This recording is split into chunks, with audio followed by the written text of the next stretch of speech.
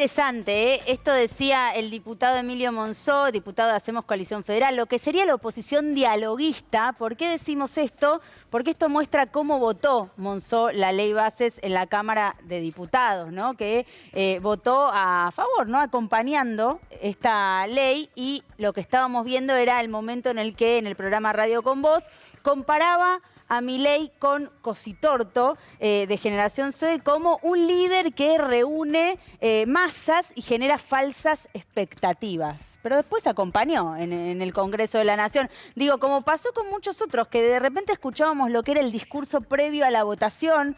Hablo, por ejemplo, de Margarita Stolbizer, y después, bueno, en la votación es como que uno pensaba que podía ir en otra dirección, pero no, están acompañando. Digamos, para tratar de ser literal o lineal, digamos. Es como si le dijeran loco al presidente, pero ellos terminan siendo más locos porque terminan acompañando la locura de un loco. Y ni siquiera te digo loco, porque le están diciendo estafador. Lo están comparando con Cositorto, que generaba falsas expectativas y que terminó estafando a gran cantidad de personas. Es verdad.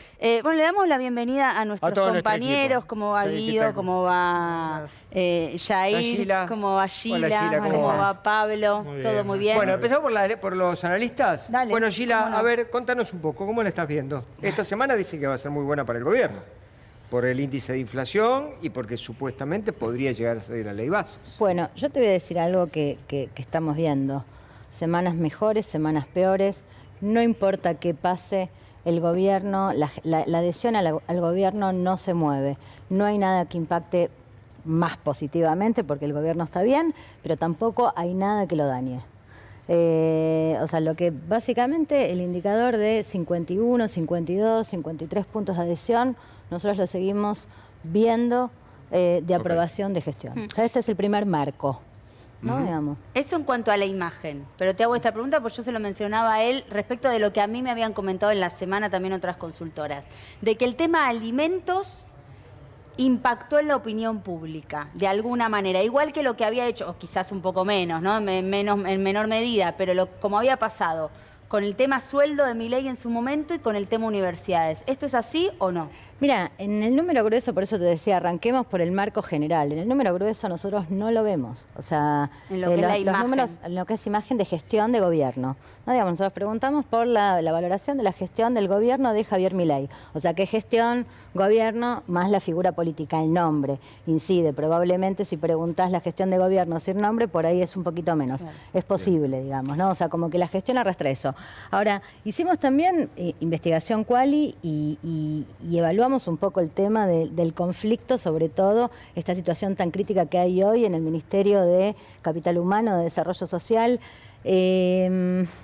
La historia es demasiado compleja como para, o sea, nadie puede reconstruir qué es lo que está pasando, ¿no? Digamos, y por otro lado, creo que hay algo de cambio de época respecto de cuál es el consenso en relación con el hambre y la pobreza, qué hay que hacer.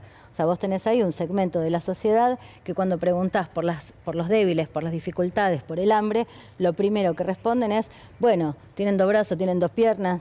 Que vayan a laburar. Claro. Pablo, ¿cómo advertís vos esto que dice Gila, que me parece que también es para tratar de intentar explicarlo? ¿Por qué se mantiene inalterable esta adhesión a Milei? Yo creo que hay un consenso fundamentalmente en términos de lo que significa el rol del Estado para mucha gente. Mucha gente, cuando uno pregunta, bueno, ve al Estado como una gente que lo obstaculiza, digamos, ¿no? Esta idea de la construcción de ese otro, ¿no? El ñoqui, el planero, el militante, aquel que se beneficia del Estado y el vividor. Y es vividor, no digo, ¿no? Esas cuestiones están muy planteadas, las intermediaciones, ¿no? Respecto a esto de los alimentos, ¿no? Cuando se habla de las intermediaciones hay un consenso respecto de que no tiene que haber esas intermediaciones. Ahora, cuando uno analiza, hay 2 temores fundamentales en los votantes de Milei. Uno es, bueno, que realmente el ajuste y el sacrificio que se está haciendo sobre el ajuste sea en vano, digamos, y ese ajuste no se transforme en ese momento de prosperidad económica que plantea Milei. Sí. Y la otra es que Milei sea más de lo mismo.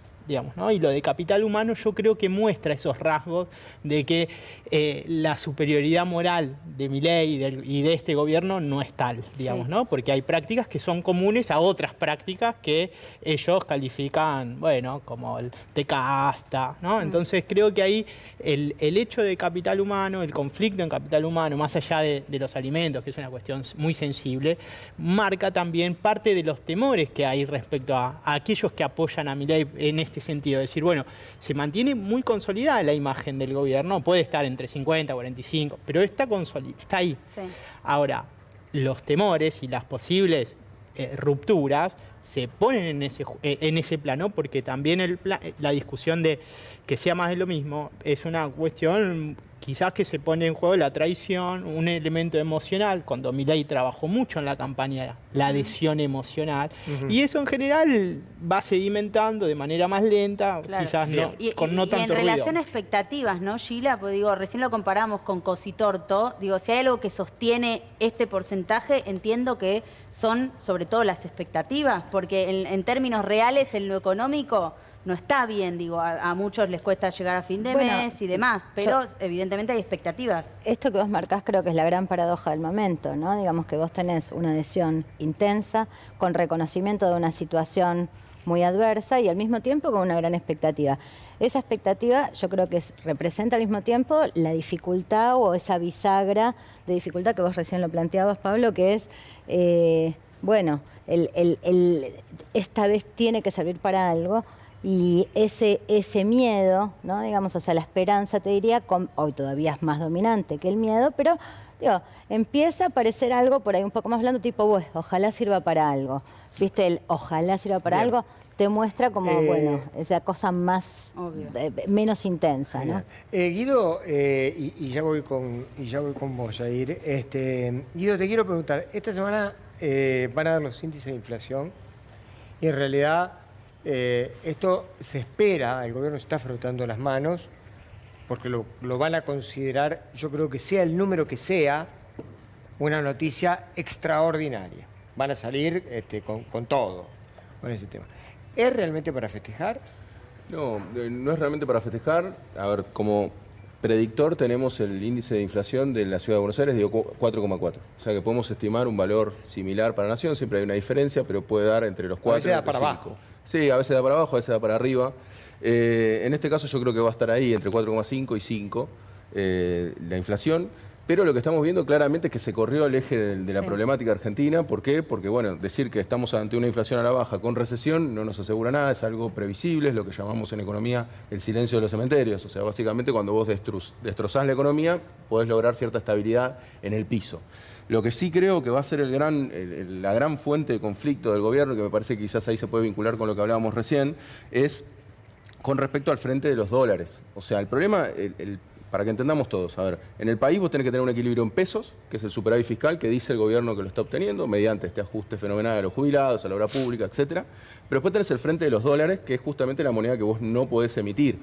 Esos dólares, hay una inconsistencia clara a lo largo del tiempo y el mercado eso lo está detectando. Para que sepamos también, el riesgo país ha llegado a estar en 1.100 puntos con Milei y ahora está en 1.600, casi en 1.600. O sea, estamos viendo que hay un riesgo, el mercado está detectando un riesgo de default un 40% mayor en estos días. O sea que el gobierno, para mí, desde mi punto de vista, van a empezar a entrar a las balas por el lado cambiario. ¿Por qué? Porque no tenemos los dólares suficientes para seguir adelante sin emitir más deuda todavía en dólares. Entonces esto lo que va a hacer es que va a haber una puja sobre el tipo de cambio, que el gobierno la puede patear en el tiempo emitiendo más deuda o finalmente devaluando, que es lo que dirían los manuales de lo que hay que hacer. Entonces, esa problemática me parece que se va a trasladar y lamentablemente, y esto lo digo como una crítica a nuestra misma sociedad, que nos indigna más los saltos de tipo de cambio que la pobreza, como Milei ha aumentado la pobreza, según las estimaciones de la UCA, más que el gobierno de Macri y de Alberto Fernández juntos. O sea, la pobreza desde que empezó Milei, 10 puntos. Dos gobiernos que, sin lugar a dudas, fueron malos, pero esos dos gobiernos malos juntos no fueron tan malos en términos de pobreza como el de Milei. Entonces estamos hablando de una problemática, me parece que justamente parece que la sociedad no ve en función de los números, o sea, parece que la pobreza no parece alterar. No, por eso hablábamos de emoción, expectativas, ¿no? Digo, como... Sí, hay una aceptación incluso de estabilidad o baja de inflación, aún a costa de incremento del desempleo. Claro. ¿No? Digamos, cuando les preguntas si está dispuesto a aceptar, con tal de que baje la inflación, que no suban los salarios, bueno, hay un acuerdo con Es que con se votó esa eso, me idea. parece que se votó un ajuste en pos de una estabilidad. El problema es que esa estabilidad está muy endeble, eso es lo que quiero resaltar. O sea, esa estabilidad es con dólares. Y hoy en día, ¿cómo lo está logrando el gobierno? Bueno, emitiendo Bopreal, entonces emite deuda futuro en dólares. Entonces, patear el problema. Pero no es consistente, o sea, nosotros no llegamos a una acumulación de dólares acorde. Para que tengan una idea, en el segundo trimestre del año es cuando vos tenés la cosecha gruesa. En ese segundo trimestre vos tenés que acumular reserva todos los días. O sea, tenés que ser un gran acumulador de reservas. Bueno, el gobierno hay días que no llega a acumular y vende reservas. Claro. Entonces ese frente está, me parece, muy subestimado entre todo. Y en parte puede ser que esté bien, porque entre todos los problemas que tenemos parece que fueron problemas menores que estoy planteando. Pero quiero decir, ahí se está mostrando la limitante. Y no es solamente esto, sino que primero reacciona al mercado. Caen las acciones, sube el riesgo país. Entonces empieza a haber problemas por ese frente.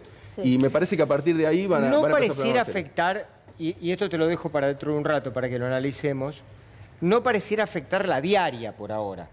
Toda esta bomba que vos estás planteando que hay, digamos, este tic-tac que está sonando de fondo, no pareciera que fuera a explotar, por lo menos por ahora, dentro de lo que significa la diaria. Por eso me lo contestaste hace un rato, porque quiero ir con Yair y le quiero preguntar, bueno, por lo que viaja el presidente, pero fundamentalmente el presidente también tuiteó cuestiones que tienen que ver con Israel, con la liberación de los rehenes. ¿Cómo viste vos esta semana internacional de Milei, donde se metió también lo de el problema con España, se metió Macri ahí? Bueno, En fin. creo que el dato más relevante es que Milei sigue con su gira de viajes. El 13 se va de viaje nuevamente a Italia, le gusta Europa, el presidente va a ir 2 veces a Europa durante este mes. Claro. Tenía planificada una tercera, pero la tuvo que dar de baja. Y ahí vinculo con lo que decía Guido. ¿Por qué la tuvo que dar de baja? Porque era una conferencia de paz por Ucrania, en donde, en general, uno piensa una conferencia de paz en las que se sientan las dos partes en discordia. Bueno, en esta iba a estar solamente Ucrania y aquellos países que se alinean geopolíticamente con Ucrania. ¿Qué pasa? Que a Argentina se le vence el swap chino este mes, 3.000 Sí. millones de dólares, y el mes siguiente 2.000 millones de dólares. Ya hemos hablado en este programa que la relación con China no viene siendo la mejor, y esta iba a ser un nodo más, un punto más en la serie de desavenencias entre el gobierno y su contraparte China. Entonces finalmente Javier Milei no va a ir a este encuentro por la paz de Ucrania, pero sí va a estar. Los dos viajes previos sí los va a realizar. Uno previo y uno posterior. Va a estar en el G7 y después se va nuevamente a un viaje que no tiene tareas como jefe de Estado, sino que va a ir a recibir un premio libertario en Alemania y a una conferencia similar en España. Sí. Y sumo algo más respecto a lo que traía con relación a lo de Israel. Hay mucho ruido dentro de Cancillería porque Javier Milei faltó un encuentro que tenía con embajadores de países árabes, de países islámicos. Los dejó plantados al enterarse que iba a estar el representante de Palestina. Claro. Y hoy obviamente reafirmó su posicionamiento en esta materia. Bueno, como bien decías, Néstor, posicionándose... Cuando decís mucho ruido o mucho malestar con la canciller, con Por Diana supuesto. Mondino, porque él se entera yendo a ese evento en el auto de esta situación. Efectivamente, falta de comunicación interna del gobierno. No es la primera vez que pasa, recordemos algo más. Diana Mondino es una persona que respondía al ex jefe de gabinete, Nicolás Pose. Entonces Claro. su estabilidad dentro del gobierno está puesta en duda, básicamente porque era Pose quien garantizaba su continuidad. Ahora, yo digo una cosa, se lo pregunto a ellos que son analistas políticos, y yo creo que es más para un psicólogo, ¿no? Para preguntárselo a un psicólogo. Digo, porque Milei no se reúne con alguien del Estado palestino, porque él cree que es el mal. Él lo ha dicho, hay un eje del bien y un eje del mal. ¿Cómo puede ser que un presidente piense que un país o una persona por su manera de pensar o por su credo religioso o porque es chino es el mal y del otro lado está el bien? Digo, ahí hay algo que hay que analizar, porque es extraño de un ser humano que piense de esa forma, porque un chino es chino, digo, defiende su país, un palestino es palestino, defiende su país, no es del mal o del bien. Digo, está de un lado del mostrador. Mira, Néstor, yo una cosa, digo, por supuesto que vivimos en un momento Sí. del país donde las líneas del bien y el mal te ordenan, te diría, casi la lectura, o sea, porque por supuesto permite simplificar también mucho la realidad política, la realidad social. Yo creo que acá lo más complicado es que no aparece con claridad cuál es la estrategia de desarrollo nacional. que es lo que, No, eso no existe, no, por directamente. supuesto, que es lo que te permite Sí. trazar la geopolítica, ¿no? Digamos, tu posicionamiento. Y eso es lo que me parece que no termina de estar claro o que a muchos argentinos les gustaría ver. ¿Cuál es ese modelo de desarrollo? ¿Cuál es ese modelo de inserción? ¿No? Ahora vamos a seguir, porque tenemos mucho más para debatir, pero nos vamos a una tanda cortita y ya venimos.